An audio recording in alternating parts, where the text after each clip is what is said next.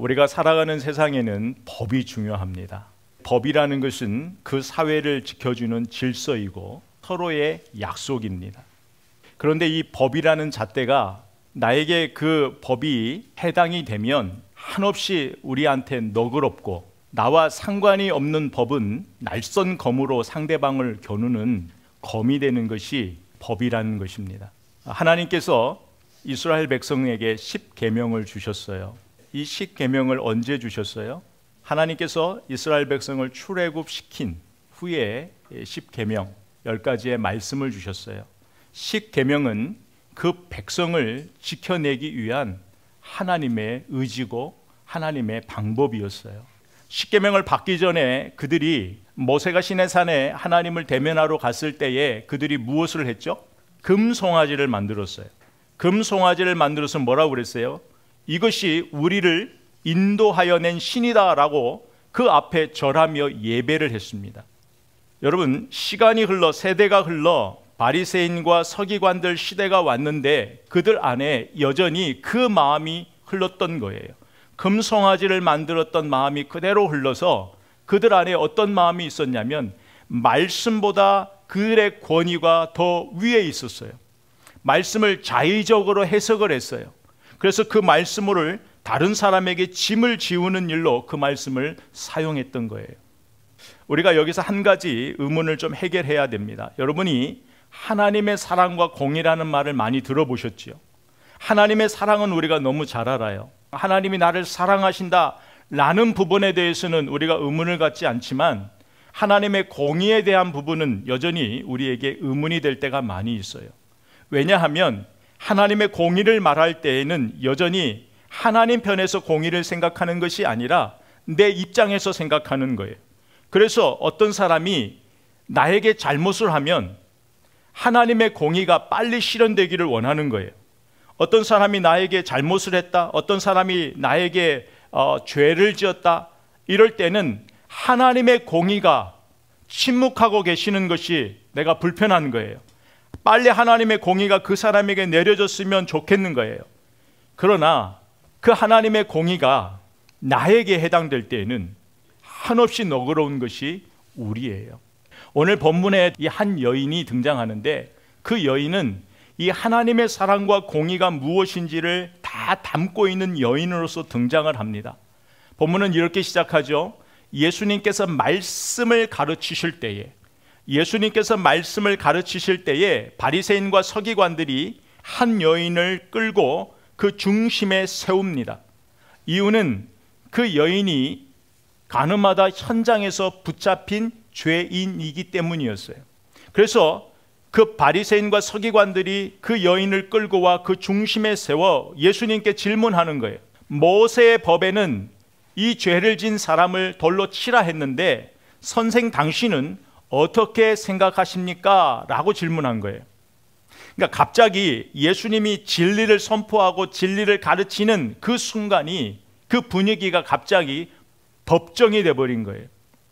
근데 그 당시에 우리가 그 유대 사회를 생각하면 이건 충분히 있을 수 있는 일이에요. 그리고 그들이 한 행위가 잘못된 것은 아니에요. 그러나 그들의 숨은 의도가 잘못되어 있다는 거예요. 그들의 숨은 의도가 우리가 6절에 보면 그들이 이렇게 말하면 고발할 조건을 얻고자 하여 예수를 시험함이러라. 그들이 그 여인을 끌고 온 것은 그 여인의 죄의 문제가 아니었어요. 그 여인이 계명을 어겼기 때문이 아니라 누구 때문에 끌고 온 거예요? 예수님에게 고소할 조건을 얻고자 하여 미끼로서, 수단으로서 그 여인을 끌고 온 거란 말이에요. 그러니까 그들의 목적은 그 여인이 아니었어요. 예수님이었다라는 거예요.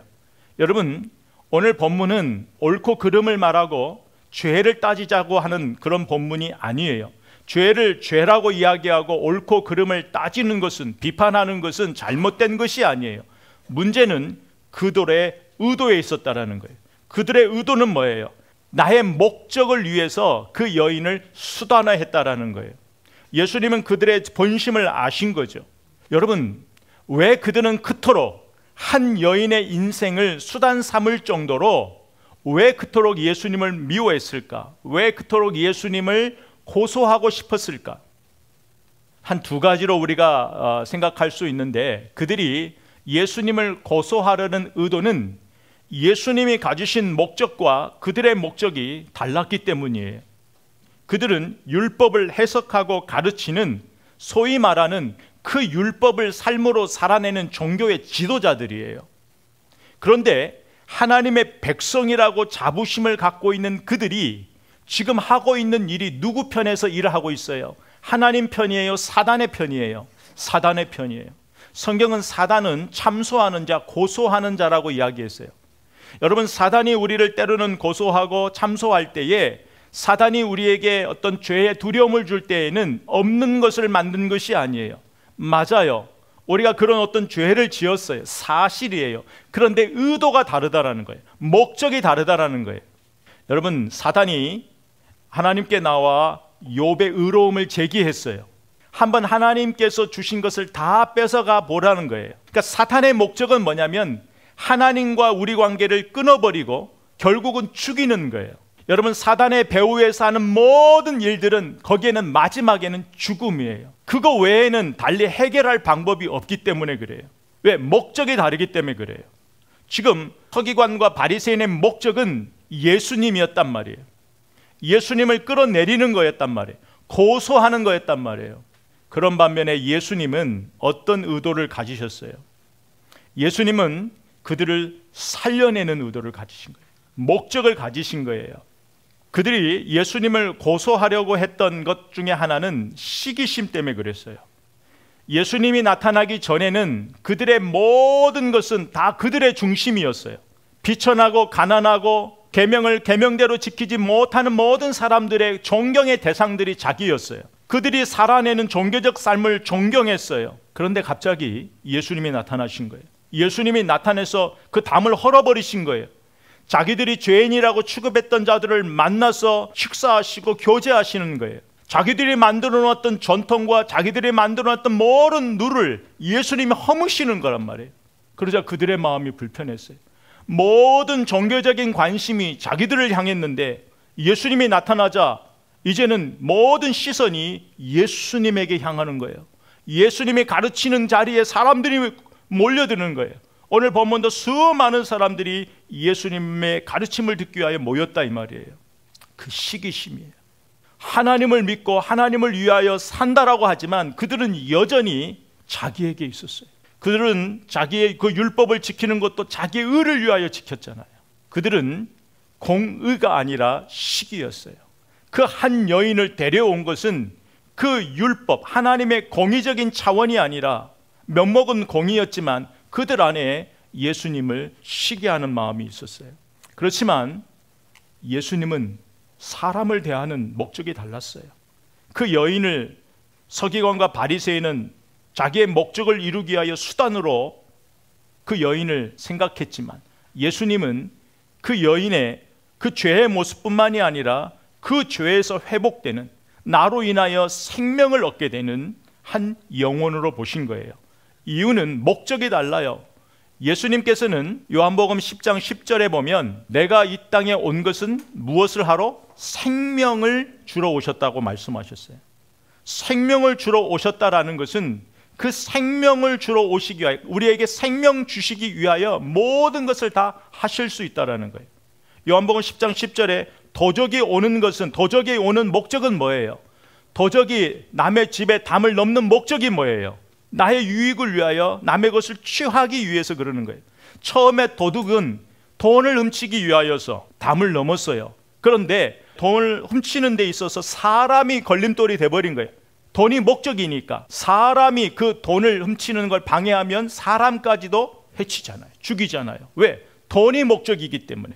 여러분, 목적이 그렇게 무서운 거예요. 예수님은 우리에게 생명 주시기 위하여 이 땅에 오셨어요.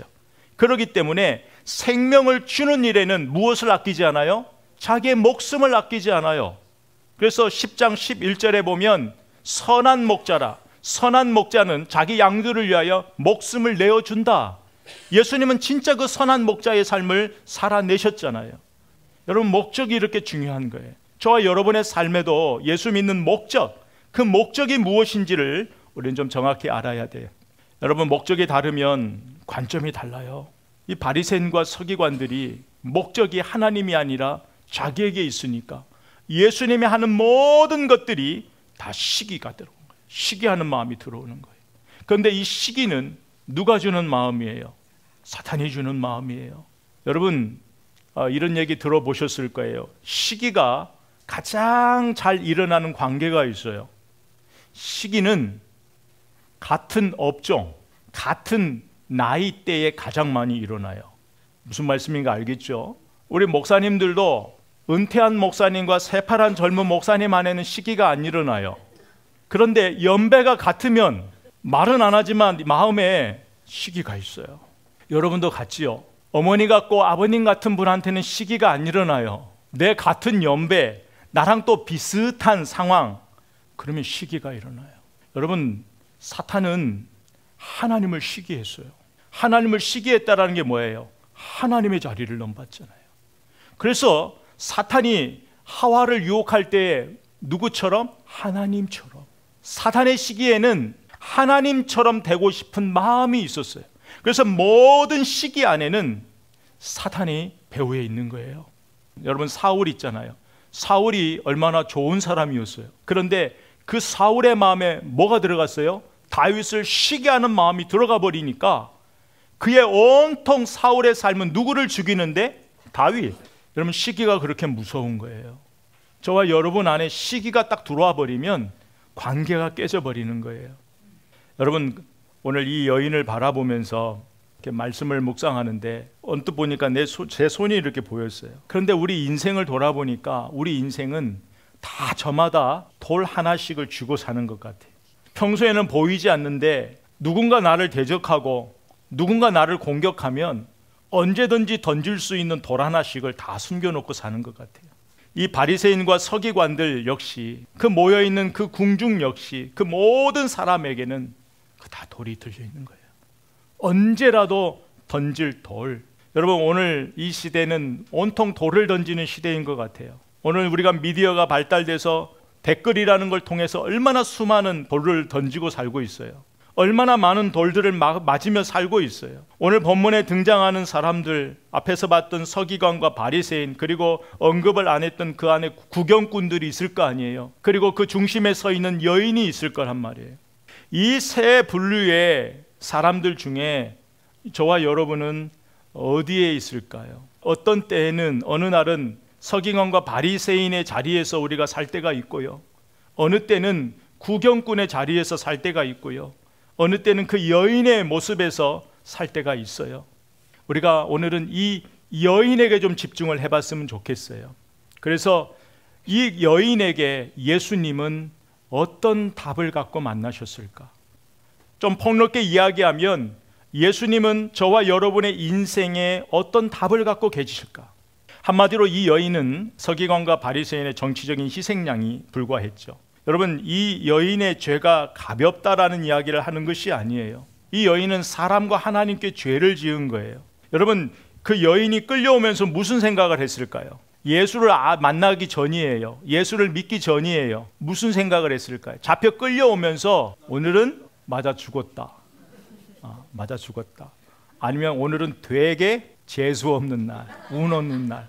예수 믿기 전이니까. 그리고 이제는 나는 끝났다. 그 마음으로 왔겠지요. 예수 그리스도의 은혜가 자기를 기다리고 있다는 걸 어떻게 알았겠어요? 몰랐단 말이에요. 여러분, 서기관과 바리새인이 쳐놓은 올무는 너무나 완벽했어요. 빠져나갈 구멍이 없어요. 예수님께서 만약에 돌로 치라 하면 어디에 걸리는 거예요? 로마법에 걸리는 거예요. 당시에 유대인들에게는 사형권이 없었어요. 그래서 예수님을 어디로 끌고 갔어요? 예수님은 어디로? 로마 법정. 왜? 만약에 이런 제도가 없었으면 그들이 그냥 예수님 돌로 쳐 죽였을 거예요. 그러나 그들에게는 사형권이 허락이 안 됐어요, 그 시대에. 그러니까 돌로 치라 하면 로마법을 어기게 되는 거예요. 그리고 돌로 치지 말고 사랑을 선포하면 또 하나의 예수님이 스스로의 올무에 걸리는 거예요. 그러니까 어디로 봐도 헤어날 수가 없는 거예요. 그러자 예수님께서 한 행동은 뭐예요? 몸을 굽혀 땅에 엎드려서 말씀하신 거예요.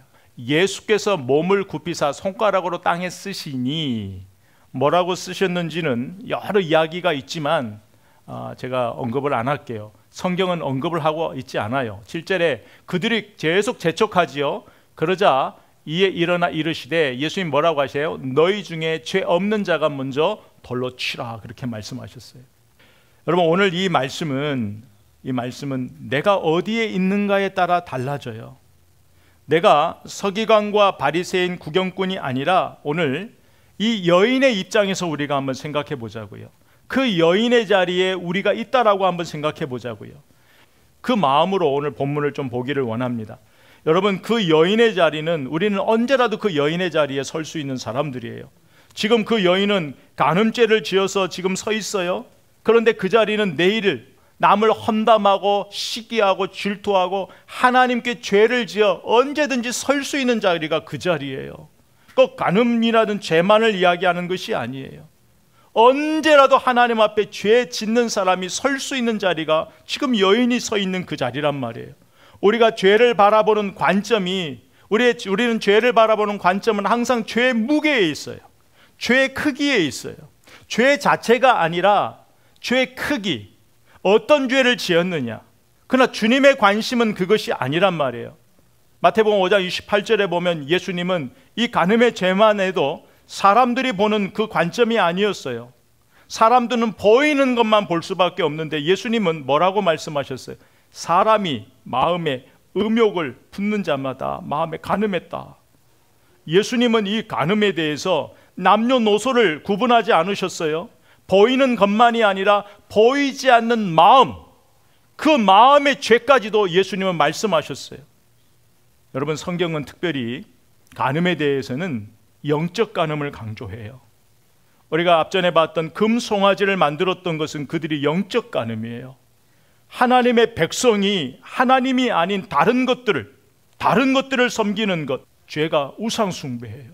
하나님의 백성이 하나님 외에 다른 것을 사랑하고 다른 것을 섬기고 다른 것을 의지하는 것, 여러분, 이것이 다 영적 간음이에요. 그래서 예수님의 관점으로 보면 오늘 이 여인이 서 있는 그 자리는 우리 모두가 언제라도 서 있을 수 있는 자리예요. 이 관점으로 이제 말씀을 좀 보자고요. 거기에 예수님께서 너희 중에 죄 없는 자가 먼저 돌로 치라 그랬어요. 왜 먼저 돌로 치라고 했을까요? 신명기에 보면 그 죄를 목격한 증인이 제일 먼저 돌로 치게 되어 있어요. 그런데 돌로 치라 했어요. 그러면 그 죄를 목격하고 현장에서 잡혀온 자들이 먼저 돌로 쳐야 되는데 그들이 오늘 말씀해 보니까 다시 몸을 굽혀 손가락으로 땅에 쓰시니 그들이 이 말씀을 듣고 양심의 가책을 느껴 어른으로 시작하여 젊은이까지 하나씩 다 나가고, 예수님이 뭘 썼는지는 모르지만 그들이 양심의 가책을 받아서 다 또 그 자리를 떠나버렸다라는 거예요. 이제 그 자리에 누구만 남아있어요? 예수님과 그 여인만 남아있어요. 죄를 지어 끌려온 자만 남아있어요. 소위 말하면 죄인 중에 괴수만 그 자리에 지금 남아있는 거예요. 근데 그게 은혜의 자리였던 거예요. 여러분, 많은 사람이 양심의 가책을 받았으면 누구 앞에 꿇어 엎드려야 돼요? 예수님 앞에. 마음의 가책을 받으면, 양심의 가책을 받으면 예수님께 무릎을 꿇고 회개해야 돼요. 그러나 그들은 회개 대신 어디? 그 자리를 피해버렸던 거예요.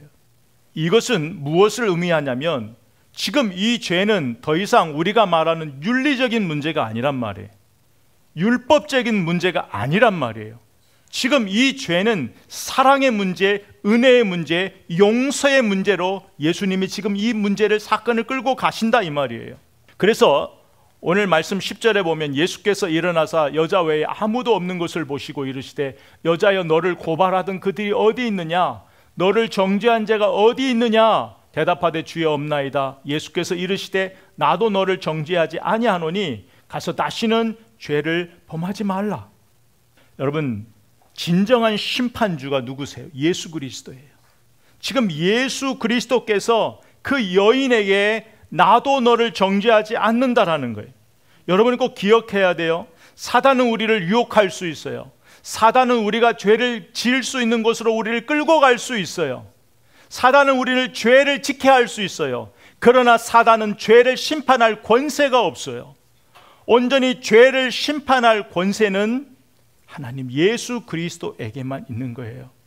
근데 그 수치의 자리에서 은혜가 선포되고 용서가 선포되고 사랑이 선포되는 거예요. 근데 이제 우리가 서두에 말씀했던 사랑이 선포되는 건 다 이해할 수 있는데 이 부분은 이제 공의의 부분이에요. 그렇다면 하나님의 공의는 이 여인에게 어떻게 드러났냐 이 말이에요. 오늘 말씀에 제가 포인트를 두고 싶은 부분이 이 부분이에요. 그렇다면 하나님의 공의는 어디에 있냔 말이에요. 하나님의 공의라는 것은 죄에 대한 심판이에요. 하나님은 죄를 묵인하지 않으세요. 죄를 지나치지 않으세요. 하나님의 공의는 반드시 죄를 심판하세요. 그렇다면 이 여인에게 하나님의 공의는 어디 갔냔 말이에요. 이 하나님의 공의는 그 여인이 있을 자리에 누가 가세요? 예수 그리스도가 가시는 거예요. 그 여인이 벗긴 채로 그 수치스러운 그곳에 누가 가세요? 예수 그리스도가 가시는 거예요. 그것이 십자가의 사건이에요. 예수님이 십자가에서 벗겨진 채로 물과 피를 흘리시면서 그 수많은 군중 앞에 멸시천대 받으시면서 십자가에 달리셨어요. 그것은 그 여인의 모습이에요. 그 여인이 자기가 지은 죄에 대한 하나님의 공의 심판을 누가 받으셨어요? 예수 그리스도가 받으신 거예요. 그 자리에, 그 여인의 자리에 예수 그리스도가 가신 거예요. 그래서 하나님의 공의가 이제는 그 여인이 아니라 누구에게? 예수 그리스도에게. 그래서 예수 그리스도가 십자가에 죽을 수밖에 없었던 거예요. 이 안에 이 복음의 비밀이 숨겨져 있는 거예요. 여러분, 오늘 말씀에 보면 예수께서 이르시되 나도 너를 정죄하지 아니하노니 가서 다시는 죄를 범하지 말라 하시니라. 여러분, 정말 그 여자가 부끄러운 것은 사람들의 손가락질이 아니에요. 여러분, 진짜 부끄러운 것은 사람들의 소리가 아니라 내가 내 모습을 부끄럽게 여길 때에, 이 여인은 진짜 사람들이 시선이 아니라 진짜 예수님 앞에 누구를 본 거예요? 나의 진짜 모습을 본 거예요. 나의 진짜 부끄러운 모습, 진짜 수치스러운 모습을 본 거예요. 오늘 예수님의 이 선언을 통해 이 여인은 죽음에서 새로운 삶으로 나아간 거예요. 그 여인은 죽을 수밖에 없는 자리에서 이 예수님의 은혜의 선포 때문에, 예수님이 그 공의를 대신 감당하신 그 은혜의 상급 때문에 이제 이 여인에게는 죽음이 아니라 새로운 삶이 주어진 거예요. 그래서 새로운 삶이라는 것은 이제는 예수 믿기 전으로 가지 않는 거예요. 그래서 예수님께서 뭐라고 그랬어요? 가서 다시는 죄를 범하지 말라. 이게 우리에게 엄청난 은혜지만 무거운 말씀이에요. 이제 저와 여러분, 예수를 믿는 모든 사람에게 예수님께서 순종하라고 부탁하신 말씀은 다시는 죄를 범하지 말라. 옛날로 돌아가지 말라는 거예요. 네가 오늘 하루 시작이 엉망진창으로 시작됐지만 예수를 만나 새로운 인생이 됐다라는 거예요. 우리가 잘 아는 말씀대로 고린도후서 5장 17절 말씀대로 누구든지 그리스도 안에는 새로운 피조물이라. 이전 것은 다 지나갔다. 새 것이 되었다. 여러분, 11절에 가서, 이 말은 이제부터라는 거예요. 이제부터. 예수 그리스도를 믿는 사람에게는 이제부터라는 은혜가 있어요. 과거의 시간은 없앨 수 없지만 이제부터 새로운 삶을 살 수 있는 은혜가 예수 그리스도로부터 주어진 거예요. 저와 여러분도 동일한 거예요. 저와 여러분도 이제부터라는 그 은혜를 누리고 살고 있는 거예요. 가서 다시는 이 삶으로 우리가 초청받은 거예요. 이 여인이 이제는 예수님의 이 선언을 듣고 복음을 듣고 예전처럼 죄의 생활을 했을까요? 물론 인간이기에 넘어지고 쓰러지는 삶은 있었겠지만 죄를 바라보는 마음이 달라진 거예요. 죄를 바라보는 시각이 달라진 거예요. 그 죄의 자리에 있을 때마다 누가? 예수 그리스도의 그 십자가가 보이지 않았겠어요? 여러분, 우리가 잘 아는 어메이징 그레이스, 나 같은 죄인 살리신이라는 찬송을 작사한 사람이 누구예요? 존 뉴턴이 작사했어요.